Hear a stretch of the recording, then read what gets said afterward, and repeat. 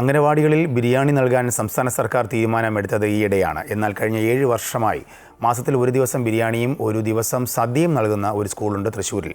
Thrissur Varadiyam government UP സ്കൂളിലാണ് എല്ലാ കുട്ടികൾക്കും മാസത്തിൽ 2 ദിവസം സ്പെഷ്യൽ ഭക്ഷണം നൽകി വരുന്നത്. 420 കുട്ടികൾ പഠിക്കുന്ന വരടിയം ഗവൺമെൻറ് UP സ്കൂളിൽ 7ാം ക്ലാസ് വരെയുള്ള കുട്ടികൾക്ക് സാധാരണ ദിവസങ്ങളിൽ സർക്കാർ മെനു പ്രകാരം ചോറും സാമ്പാറും തോരനുമൊക്കെയായി വിഭവസമൃദ്ധമാണ് ഭക്ഷണം. എന്നാൽ മാസത്തിലെ 2 ദിവസങ്ങളിൽ കുട്ടികൾ ആഗ്രഹിക്കുന്ന രീതിയിൽ ഒരു ദിവസം പായസ സദ്യയും ഒരു ദിവസം മുട്ട ബിരിയാണിയുമാണ് നൽകുന്നത്. 10,000 രൂപയോളം ചിലവാക്കിയാണ് കുട്ടികൾക്കായി ഭക്ഷണം ഒരുക്കുന്നത്.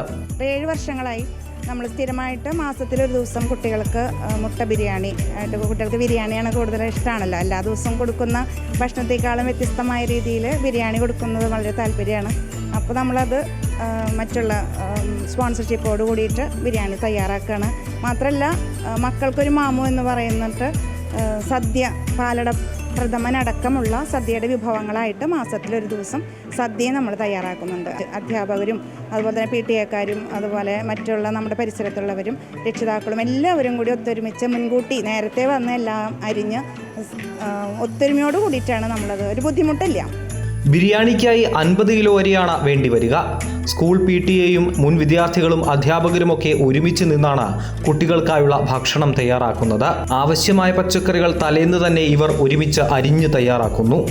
പതിവുള്ള ഭക്ഷണത്തിന് കൂടാതെ നമുക്ക് എന്ത് ചെയ്യാൻ പറ്റും എന്ന് നോക്കിയപ്പോഴാണ് കുട്ടികൾക്കൊരു സദ്യ കൊടുക്കാൻ തീരുമാനിച്ചത്. അപ്പോൾ എല്ലാ മാസവും ഒരു ദിവസം ഒരു സദ്യ, 2 പായസം അടക്കമുള്ള സദ്യ. ചില മാസത്തിൽ ഒരു പായസം ഉണ്ടാവും, അല്ലെങ്കിൽ 2 മാസം സദ്യ അങ്ങനെ കൊടുക്കാറുണ്ട്.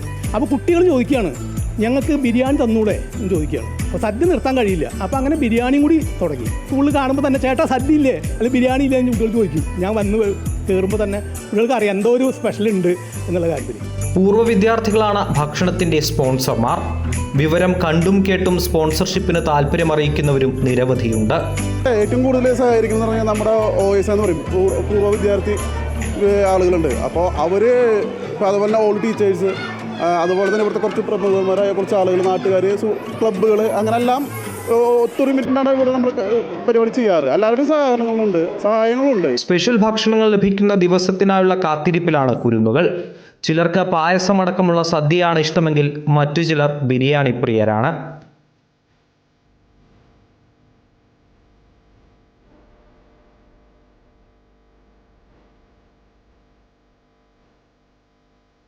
സദ്യ ആണെങ്കിൽ എല്ലാ വിഭവവും എനിക്കിഷ്ടം. സദ്യ ഞങ്ങൾക്ക് കുറേ വിഭവങ്ങളുള്ള സദ്യ തരാറുണ്ട്. അതിന് പപ്പടവും കൂടെ കിട്ടാറുണ്ട്. അതൊക്കെ ഞങ്ങൾക്ക് ഭയങ്കര ഇഷ്ടമാണ്. നല്ല ടേസ്റ്റാണ്, നല്ല ടേസ്റ്റ് ഉണ്ട്, നല്ല ടേസ്റ്റ് ഉണ്ട്. സ്കൂളുകളിലെ പിറന്നാൾ ആഘോഷങ്ങളും വ്യത്യസ്തമാണ്. കേക്കിനു പകരം ഫലങ്ങളും പച്ചക്കറികളുമാണ് പിറന്നാൾ ദിനങ്ങളിൽ കുട്ടികൾ സ്കൂളിലേക്ക് എത്തിക്കുക. ബർത്ത്ഡേ ഒക്കെ വരുമ്പോൾ ഞങ്ങൾ സ്വീറ്റ്സിന് പകരം പച്ചക്കറികളാണ് കൊടുക്കാറ്. ബിരിയാണിയുള്ള ദിവസം കുട്ടികൾക്ക് പറഞ്ഞറിയിക്കാത്ത സന്തോഷമുണ്ട്. കാരണം നല്ല തിരക്കാണ് ഇവിടെ. വാങ്ങാനും കുട്ടികൾക്ക് അത് കഴിക്കാനും അവർ നന്നായി എൻജോയ് ചെയ്ത് തന്നെ ഈ ഫുഡ് കഴിക്കുന്നുണ്ട്. വീടുകളിൽ ദാരിദ്ര്യം അനുഭവിക്കുന്ന കുട്ടികൾ ഇപ്പോഴുമുണ്ട്. ഇഷ്ടപ്പെട്ട ഭക്ഷണം കഴിക്കാൻ കൊതിക്കുന്നവർ. അത്തരം വിദ്യാർത്ഥികൾക്ക് വയറും മനസ്സും നിറയ്ക്കാനുള്ള അവസരം ഒരുക്കുകയാണ് ഈ സ്കൂളിലെ അധ്യാപകരും പൂർവ്വ വിദ്യാർത്ഥികളും. അമൃത ന്യൂസ്, തൃശ്ശൂർ.